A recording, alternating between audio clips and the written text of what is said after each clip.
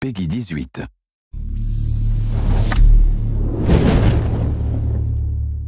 Hello everyone, this is Ryan Bernard, Game Director on Tom Clancy's The Division.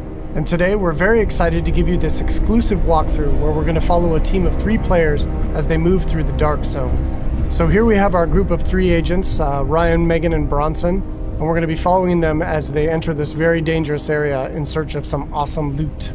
Ryan is set up as the healer for the group, so he's got support skills loaded with Pulse and Healing Grenade. Megan is DPS, so she's got the Seeker Mine and Sticky Bomb loaded up.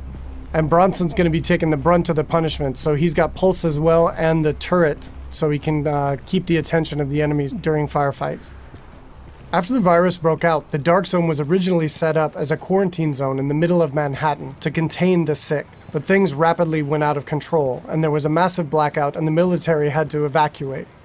They had to leave their most powerful gear and weapons inside the Dark Zone. So this loot is extremely valuable to you as a player. But this also means that it's the most dangerous place in the game. This loot attracts a lot of attention, including other real players. The Dark Zone is a multiplayer gameplay space in our world, which you can seamlessly enter without any loading screens. Outside of the Dark Zone, you can play in teams of up to 4, but once inside, you can decide to collaborate with other agents or betray them, kill them, and take their loot. As we climb the wall to enter, you can see the UI starts to cut out, because once inside the Dark Zone, we lose our connection to the outside world. And this area is highly contaminated, so we can see the players put on their masks to protect themselves from the virus, and then they're set to go.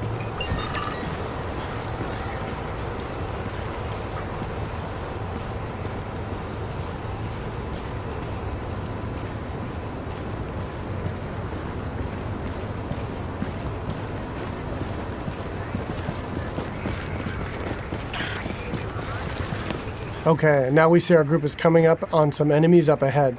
As we get closer, we can see that these are actually part of the Rikers faction.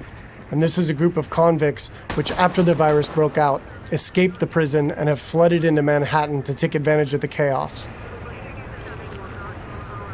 Here we can see Megan does a pulse, which gives the group information about what enemy types and levels that they'll be facing. And then we can engage. As you can see here, Bronson's going to go up right on top of him and take point, so he can take the attention of the enemies and draw aggro, and we can support him from behind with healing grenades, as you saw there, and covering fire.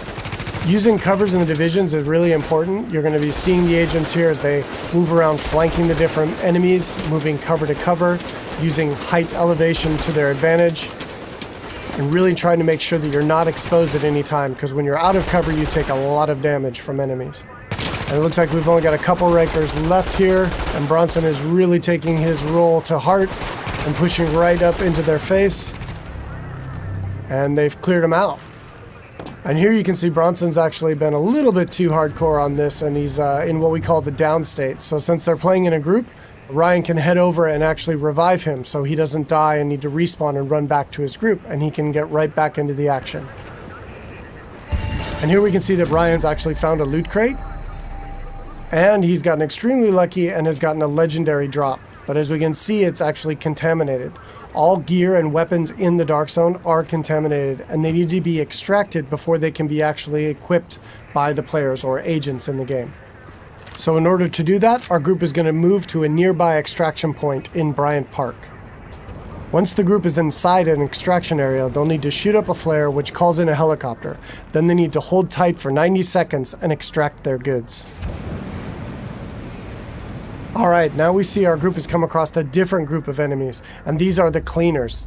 Cleaners used to work for the city of New York, but they got trapped on Manhattan when the quarantine was declared, and they've lost it. They want to, in their own minds, clean the city from the virus by burning anything and everything in their path, dead or alive.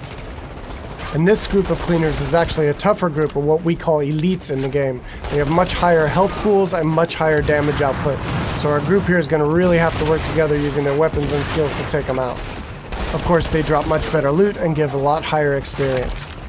We got Ryan seems to have moved up to a kind of a bad cover position here. He's taking damage from the right, and he's got a grenade coming in and he needs to move, and he's too slow. So he's going to need to top himself off with a nice self-heal. Alright, so now we've dealt with the cleaners and we can move on towards the extraction area. But it looks like our group is not alone, and another group of players is in the same extraction area. In the Dark Zone, it's very important to find out player intention relatively quickly, whether or not they're a friend or foe. But it looks like these two are not interested in engaging, so our group's going to continue on and try to get that legendary weapon out. Extraction detected. Proceed with caution. Another team of agents has actually started an extraction, and our group is going to move to investigate.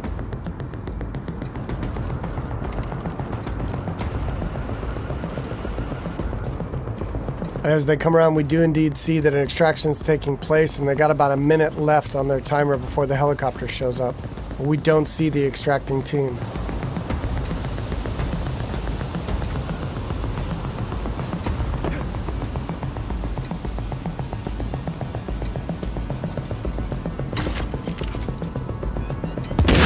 Oh, here we see that the extracting team actually got the jump on our group, and Bronson's been quickly down. And since they engaged on us, they have now been flagged as rogue, which puts a big bounty on their back for a certain period of time. Luckily, Bronson was able to make it back to our group, and we were able to quickly revive him and get him back up into the fight. And now we've got some PvP chaos happening.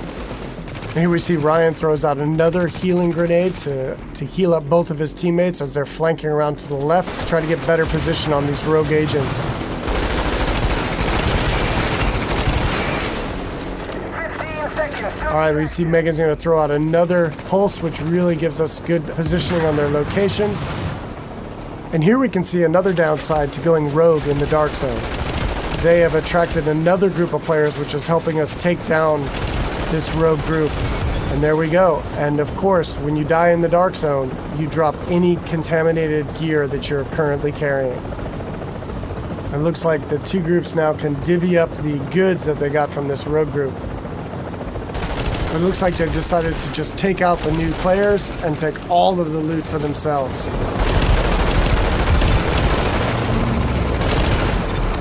You're attacking friendly forces. Rogue protocol initiated.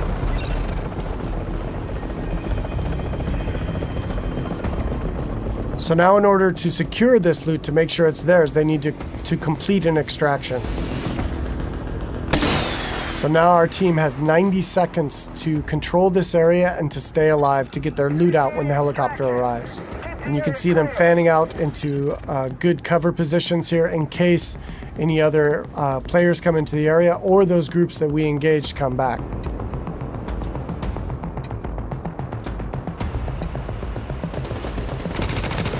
It looks like indeed they do. But now we're set up in really good positions here to be able to take them out. Bronson and Megan are laying down damage from the front line, and Ryan is supporting from behind.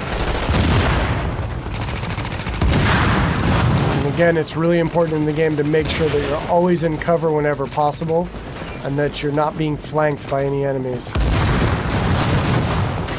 Here we see Ryan tossing a healing grenade as he runs past Bronson there.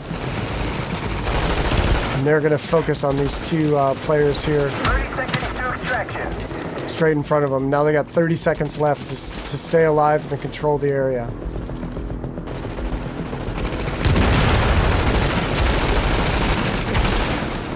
And that was some nice coordination there. It looks like a double kill coming off. Alright, and they dealt with the other group yet again, and now the helicopters arrived, so they were able to survive and be able to get their loot out, and will head back to their base of operations.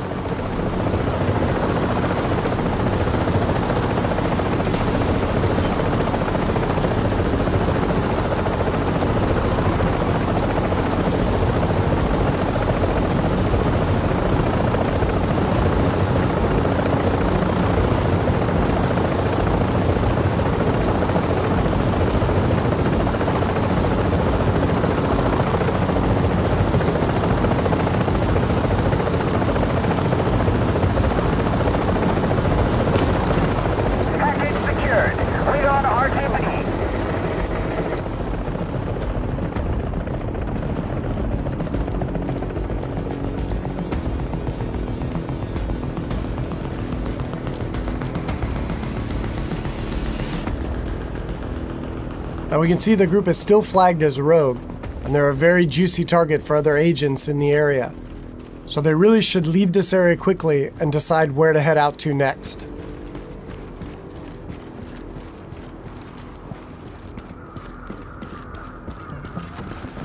Alright, so that's it for today. I hope you enjoyed a little glimpse into the gameplay inside the dark zone of Tom Clancy's The Division.